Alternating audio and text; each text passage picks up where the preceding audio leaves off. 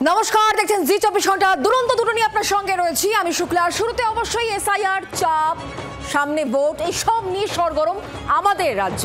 আর তারই মধ্যে এই মুহূর্তে কমিশন জোড়া চাপে, কারণ জোড়া চাপ দিচ্ছে তৃণমূল কংগ্রেসের দুই প্রধান। একদিকে তৃণমূল নেত্রী, তৃণমূল সুপ্রিমো মমতা বন্দ্যোপাধ্যায়, অন্যদিকে অভিষেক বন্দ্যোপাধ্যায়। কেন এটা বলছি? কারণ অভিষেক বন্দ্যোপাধ্যায় তিনি পঞ্চবান। 5টা গুরুত্বপূর্ণ বৈধ প্রশ্নের জবাব দিন। 28 তারিখ লাইভ টেলিকাস্ট, যদি কমিশন স্বচ্ছ হয় তাহলে লাইভ টেলিকাস্ট করা হোক। কথা কে বলছেন? অভিষেক বন্দ্যোপাধ্যায়, তৃণমূল সেনাপতি। আর অন্যদিকে রাজ্যের মুখ্যমন্ত্রী মমতা বন্দ্যোপাধ্যায় তিনি বলছেন যে এসআইআর চলছে একেবারে শুরু থেকে এখনো পর্যন্ত, কমিশন ঔদ্ধত্য দেখাচ্ছে।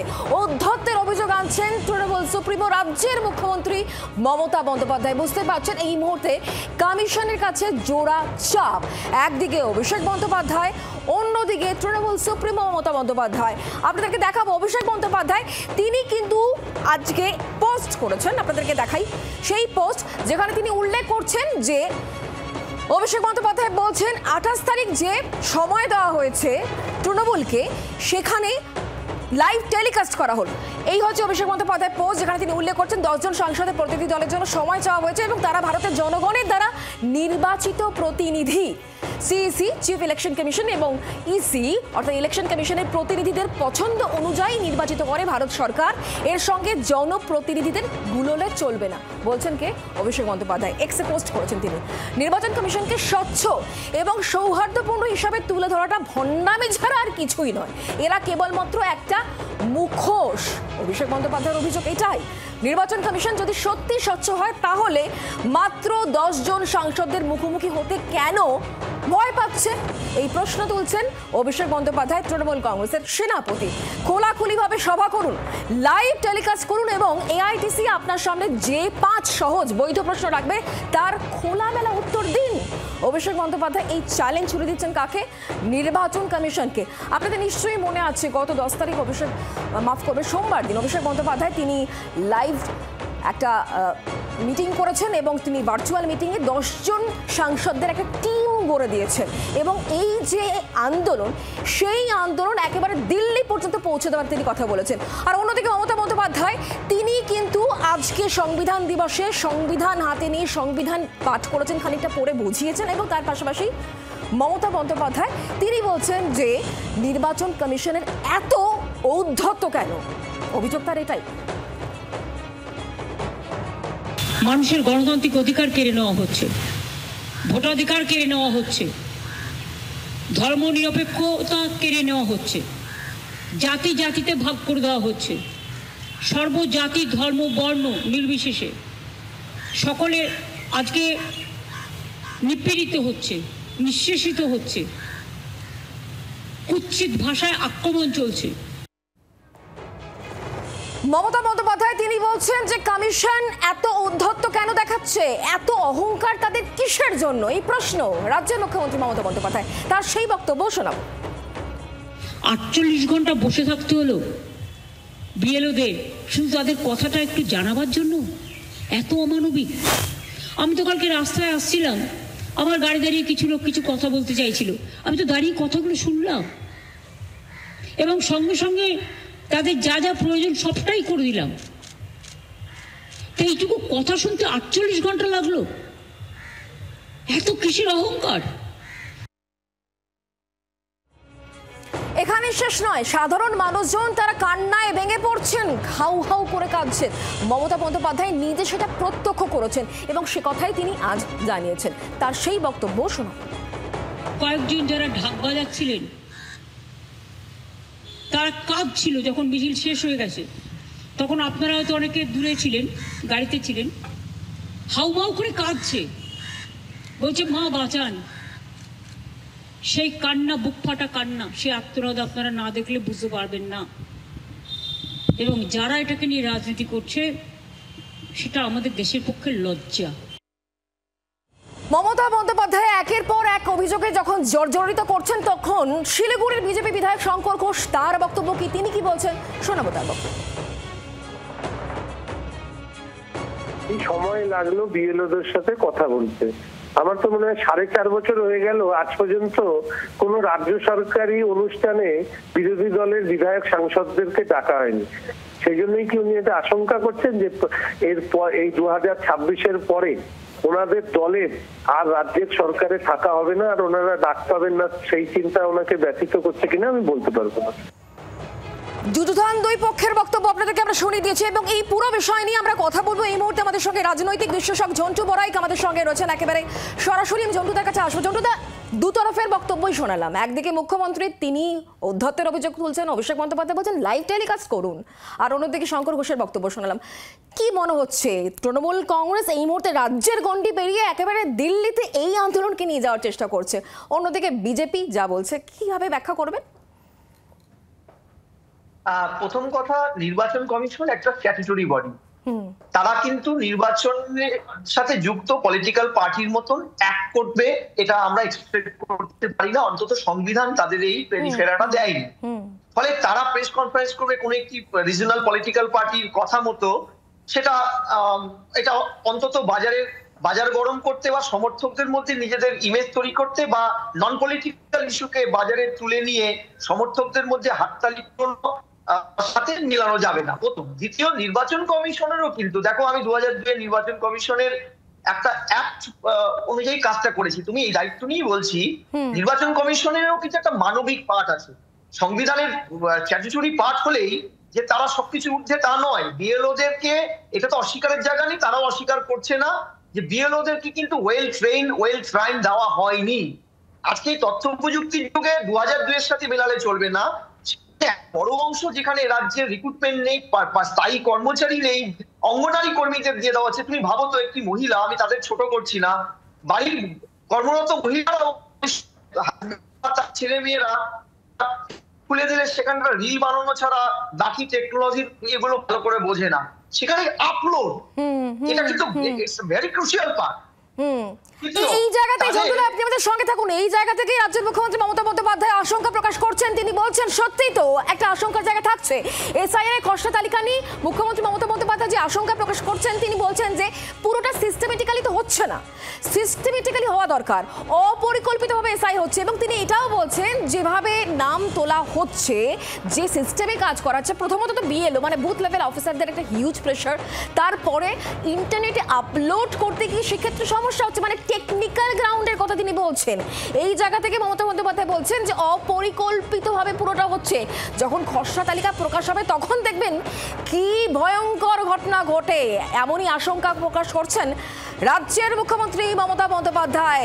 তিনি খসড়া তালিকা নিয়ে যে কথা বলছেন তার একটা আশঙ্কার জায়গা রয়েছে। তিনি বলছেন রামের জায়গায় শ্যাম চলে যাচ্ছে, খসড়া তালিকা বের হলে দেখবেন কি ভয়ানক অবস্থা হয়। ঠিক কি বলেছেন গতকাল বনগাঁর সভায় দাঁড়িয়ে রাজ্যের মুখ্যমন্ত্রী, তার সেই বক্তব্য শোনাবো। আমরা মনে করি আনপ্ল্যান্ড ওয়েতে বিএলওদের ট্রেনিং দেওয়া হয়নি, বিএলওরাও মারা যাচ্ছে। আপনারা দেখেছেন 3 জন বিএলও মারা গেছে, আমার 10 জন প্রায় হাসপাতালে আছে।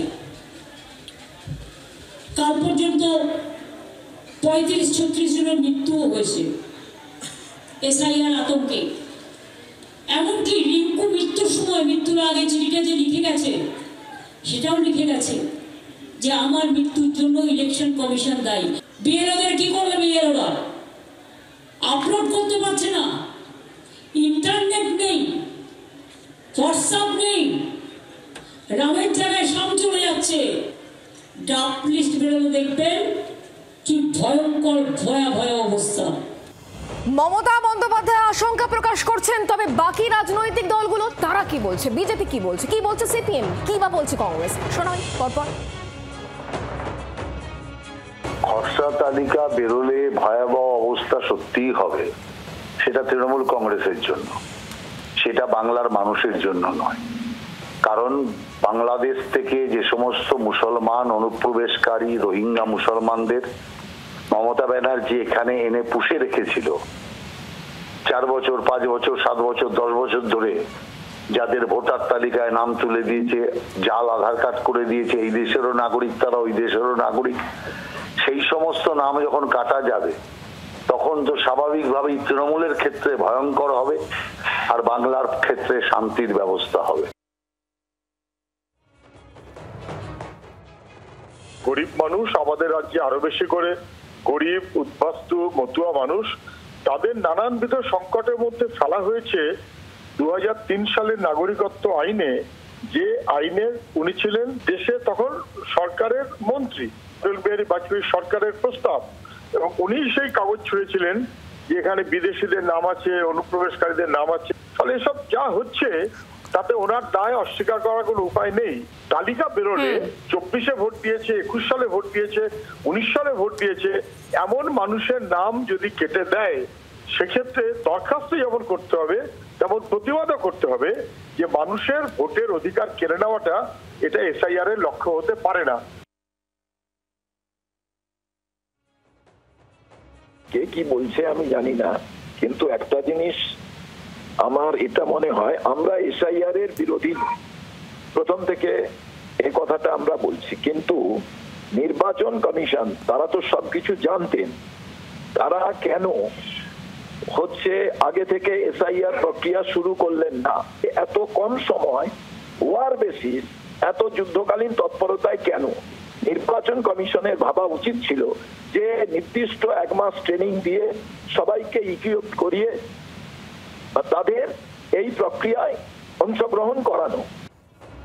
রাজনৈতিক দলগুলোর বক্তব্য শুনলেন, এবার শোনাবো রাজ্যপাল সিভি আনন্দ বোস। তিনি মুখ্যমন্ত্রীর এই আশঙ্কা প্রকাশ নিয়ে আর কি বক্তব্য শোনাবো। The elected Chief Minister has every right to point out her views to the authorities and also give her suggestions. It is up to the Election Commission to take a decision in the matter.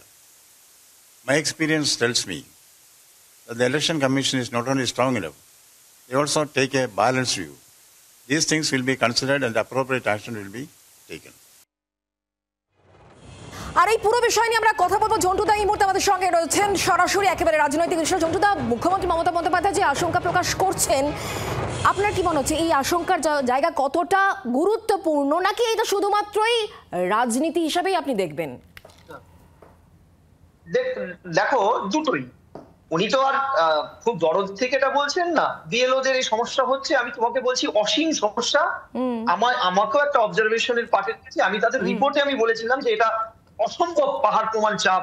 গ্রামের দিকের যেখানে apps গুলো ইন্টারনেটের problem, 1.5 ঘন্টা 2 ঘন্টা লাগছে upload করতে। কিন্তু প্রশ্নটা হচ্ছে, ডেটা অপারেটর নিযুক্ত করানোর দায়িত্বটা স্টেট গভর্নমেন্টের।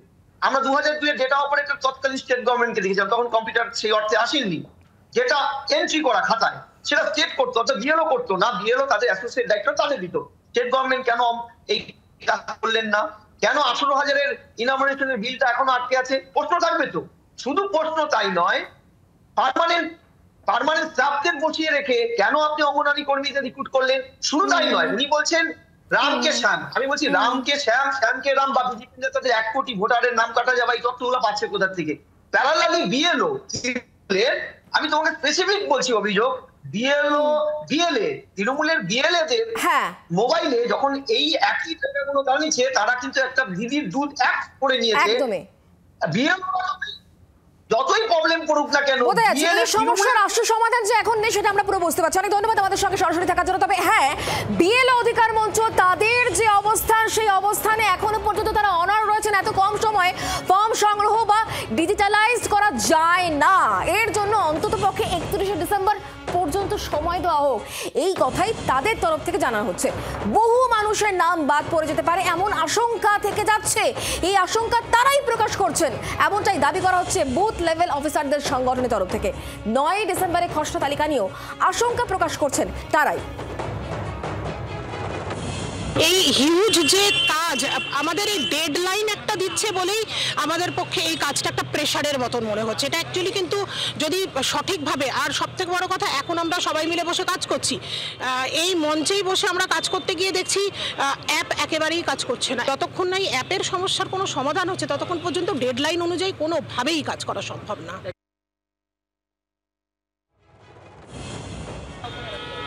ডিস্ট্রিবিউশনের একটা সময়সীমা থাকা উচিত, কালেকশনের একটা সময়সীমা থাকা উচিত, তারপর ডিজিটাইজেশনের একটা সময় থাকা উচিত। কিন্তু এক্ষেত্রে 3টে কাজ একসঙ্গে দিয়ে দেওয়া হয়েছে।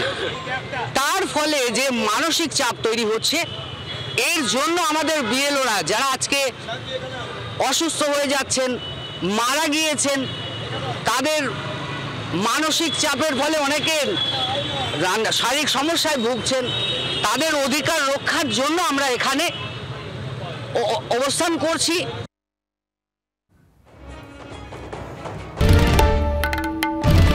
বাংলার আওয়াজ, বাঙালির আবেগ, জি 24 ঘন্টা।